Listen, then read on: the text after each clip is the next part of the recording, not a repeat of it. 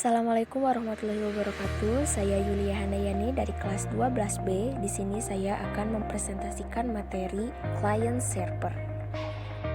Pengertian client server.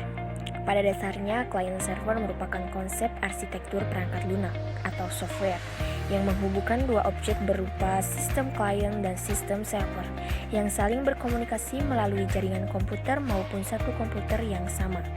Server akan menyediakan pengelolaan aplikasi data keamanan data klien. Pada fungsi pertukaran akses web, client server berperan sebagai program web browser yang memberikan informasi kepada pengguna atau user di seluruh dunia. Hal ini serupa dengan akses email, database, dan sebagainya yang berkaitan dengan jaringan browser. Aplikasi client server membutuhkan laman web dan IP address dari server khusus. Klien dapat meminta informasi pada server kapanpun ia mau karena klien adalah pengguna informasi yang ada di server. Proses komunikasi selalu bergerak dua arah. Jika klien ingin menggunakan informasi, maka rute yang sering dituju selalu pada server. Klien tidak bisa berkomunikasi dengan sesama klien. Fungsi client server. Instrumen yang ada pada client server pada dasarnya mempunyai fungsi untuk penghematan bandwidth serta kinerja yang menggunakan peran server sebagai penyimpanan seluruh data yang digunakan oleh klien. Software klien hanya mendapatkan informasi yang diinginkan begitu klien mengakses dengan segera. Saat ini perlindungan informasi melalui server sudah dapat dienkripsi sehingga memungkinkan klien mendapatkan data yang aman.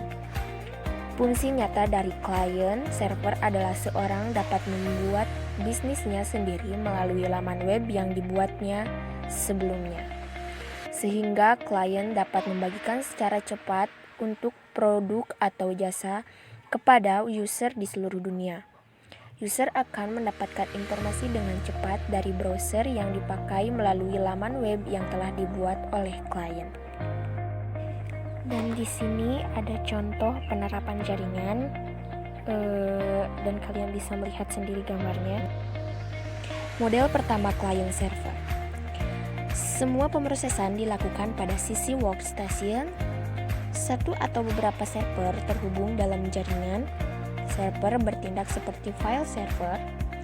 File server bertindak sebagai pengelola file dan memungkinkan klien mengakses file tersebut. Setiap klien dilengkapi DBMS sendiri. DBMS berinteraksi dengan data yang tersimpan dalam bentuk file pada server. Aktivitas pada klien: 1. Meminta data. 2. Meminta penguncian data. 3. Tangkapan dari klien. 4. Memberikan data. 5. Mengunci data dan memberikan statusnya. Jaringan client server. Jaringan client server didefinisikan sebagai suatu arsitektur jaringan komputer di mana perangkat klien melakukan proses meminta data, dan server yang memiliki tugas untuk memberikan respon berupa data terhadap request tersebut.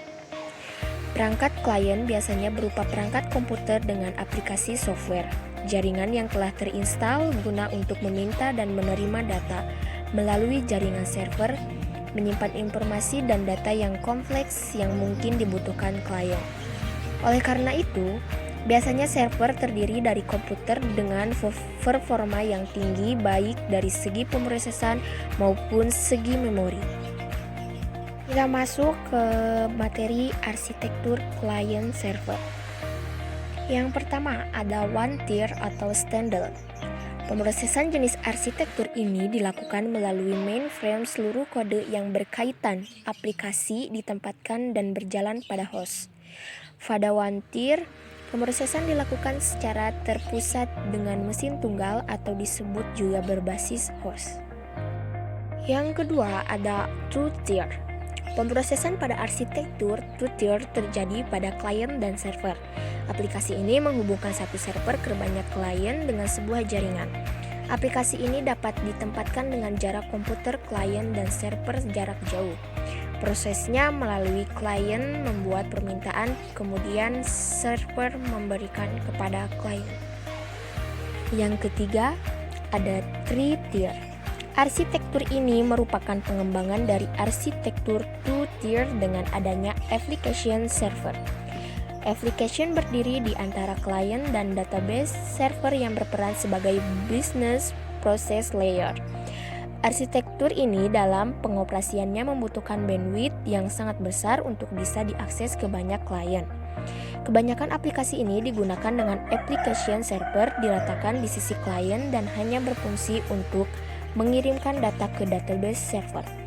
Model ini secara garis besar membagi fungsi-fungsi ke dalam beberapa lapisan, sehingga aplikasi mendapatkan pembaharuan.